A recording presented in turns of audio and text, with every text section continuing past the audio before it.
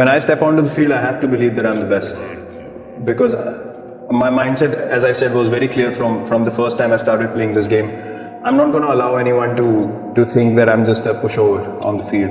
It's not to disrespect anyone, but it's belief in my own abilities that fine, you have the ball in hand, but if you get it wrong, you know you're getting hit for runs. And I'm going to stand here all day. If you get me out and you bowl a great spell, hats off to you. But the next time I'm going to be here again.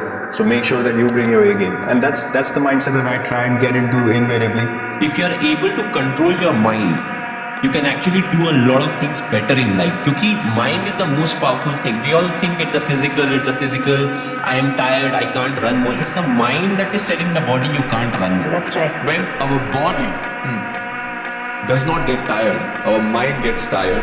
So many times in my life, the difference between where I was able to push my limits was always the fact that when my mind gets tired, I will tell my body to just push, because you will always have extra effort in your body.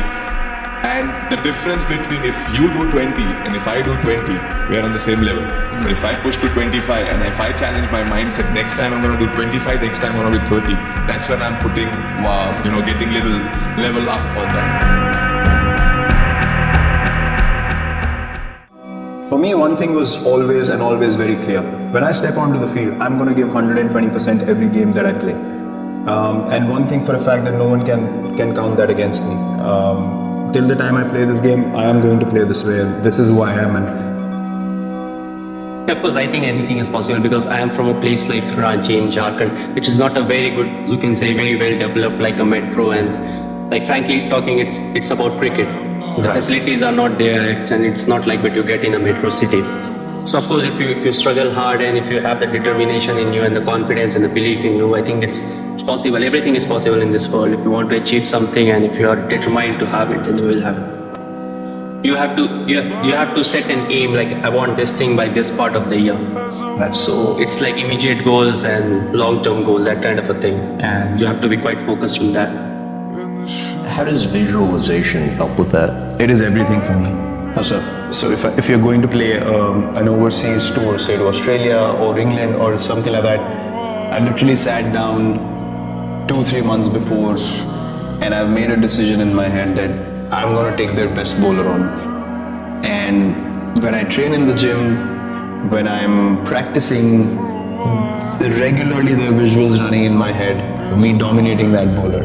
When I train, I have music on, I'm putting myself in a situation where that guy is bringing the heat onto me and I'm countering that, and that becomes such a reality in your head. And invariably when I went into that situation, I ended up dominating that guy in their own home conditions.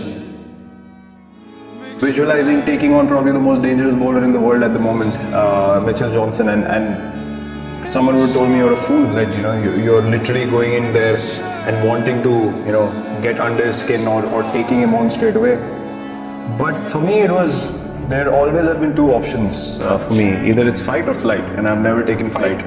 I've never taken flight. For me, that's just not because look, I can take flight if I can't sleep peacefully at night. For me, it's not worth it. I might as well take the fight if I feel I know that I took the right option, and that gives me peace. For me, when I leave the field, as I just said, I need to be able to know that I've given everything I had and I sleep like a baby. There is nothing else that can distract me then, because in my potential as a human being, God has blessed me with a healthy mind, healthy body, an opportunity which everyone wants. So I have to be honest to that. I have to live up to that. So for me, these things are just a process, just a part of the process, which is you keep moving forward. You keep taking the positive option. Whether you get success or not, that's irrelevant, but never take it backwards.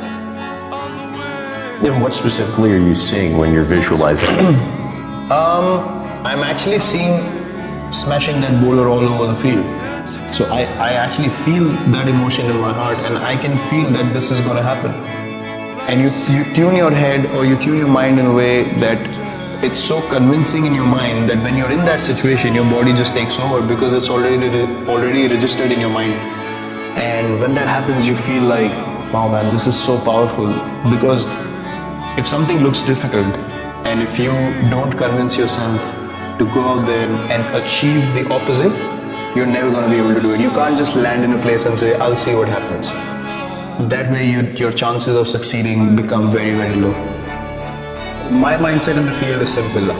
I will not stand around wanting people to do something that I'm not able to do first. For me, every ball is an event. I'll throw myself around every ball of the whole test match. Whether it's the 90th over of the 5th day, I'll still throw myself around, because for me, every moment is an opportunity to make your team win. And that is exactly why you step onto the field. You have to make that time count. Our careers are so short anyway, even if you play for 20 years. After that, you can't play the game. So when you are on the field, you absolutely make most of it. And I let things flow. I don't necessarily look to put any restrictions or tabs or filters on me, because I feel like I have to be myself. I have to be my organic self. If you don't like it, that's fine. That's for you to judge, or you to decide. But is that going to make me change myself?